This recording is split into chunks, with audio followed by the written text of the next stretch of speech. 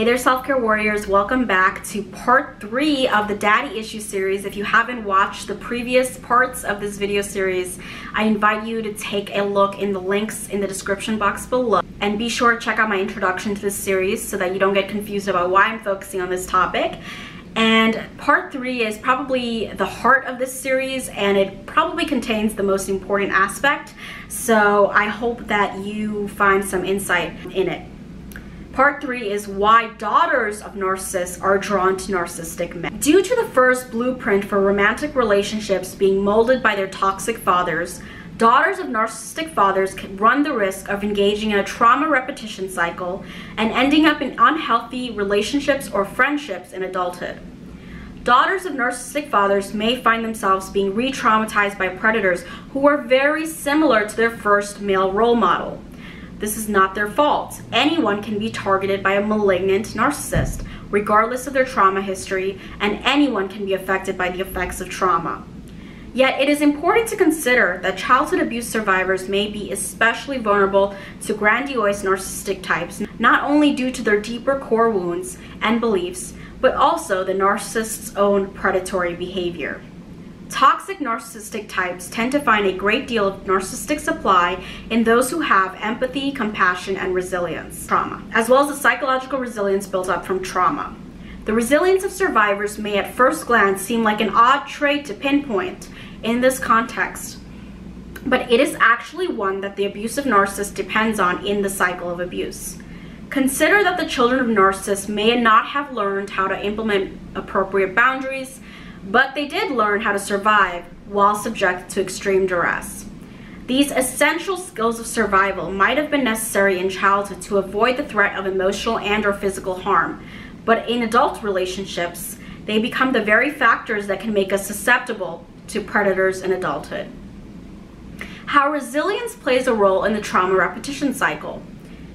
That is why daughters of narcissists who have been primed for abuse since childhood may find themselves encountering one predator after the other without understanding why. They blame themselves for staying too long or getting into these relationships in the first place, not realizing that two of their greatest strengths, the ability to be resilient and their empathy for others, are being unfairly exploited in a dangerous power play. Daughters of narcissistic fathers can fall prey to exploitation in adulthood because they learned early on how to be caretakers, adept problem solvers, and multitaskers. They learned how to juggle detecting threats in their environment while responding to them in a way that mitigated danger and protected themselves.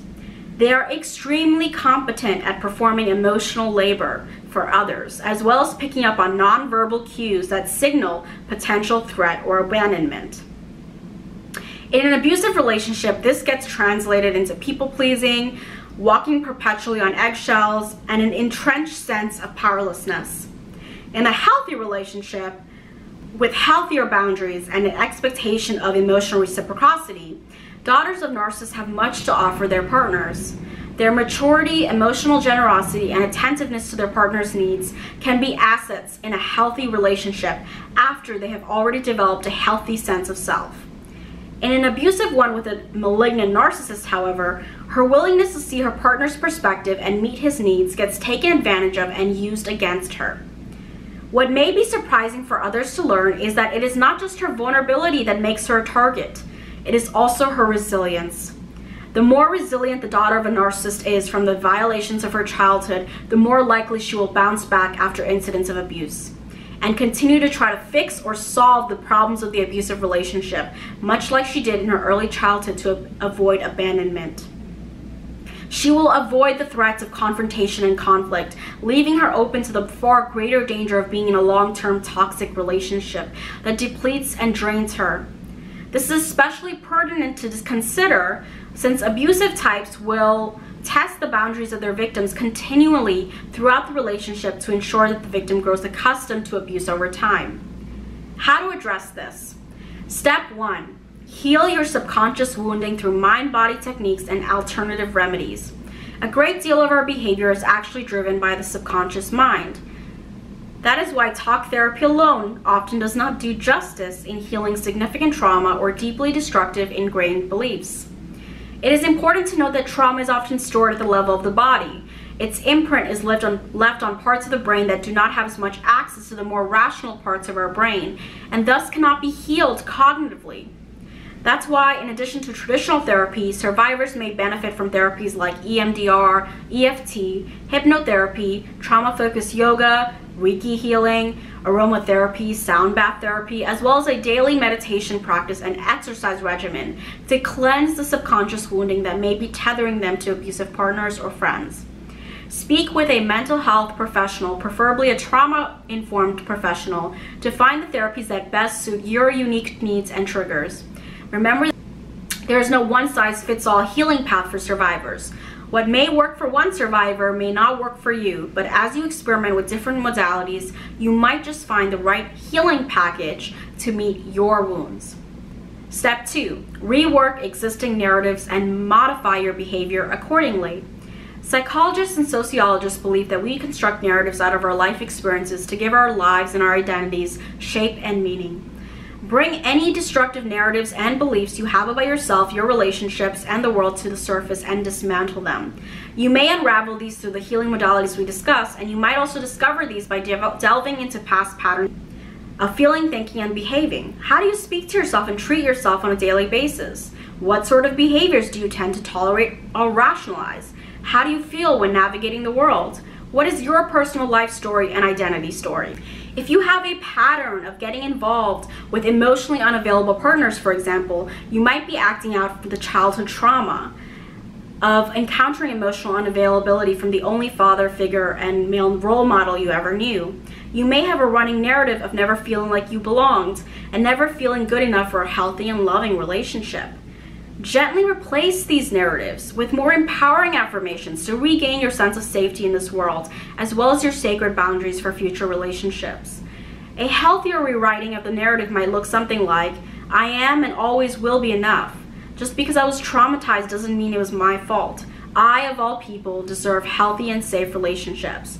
I am a survivor who can break the pattern. Then begin to reinforce these new beliefs and cement them by engaging in small steps that communicate to yourself that you are paving a new belief system and a new path to freedom from old beliefs.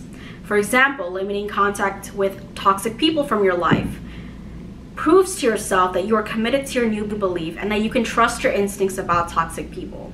Creating a sacred boundaries list and brainstorming a plan for implementing healthier boundaries can also be helpful to this process.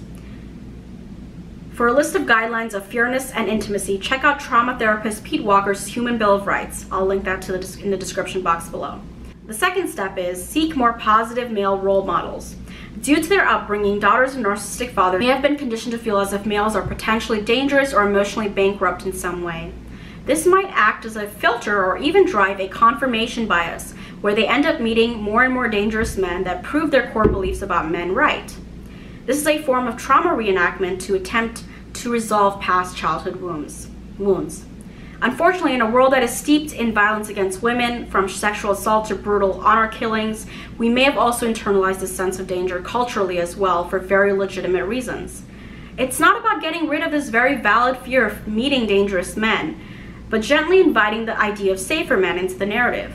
It's important to recognize that there are safer men in this world, even in the midst of repression. Men who wouldn't dream of deliberately hurting or terrorizing you. These are the men who are truly attractive and desirable, even if your early childhood programming through no fault of your own made you feel more drawn to danger on a subconscious and biochemical level. So begin to take notice of these men who provide an alternative narrative, one of empathy, safety, and compassion.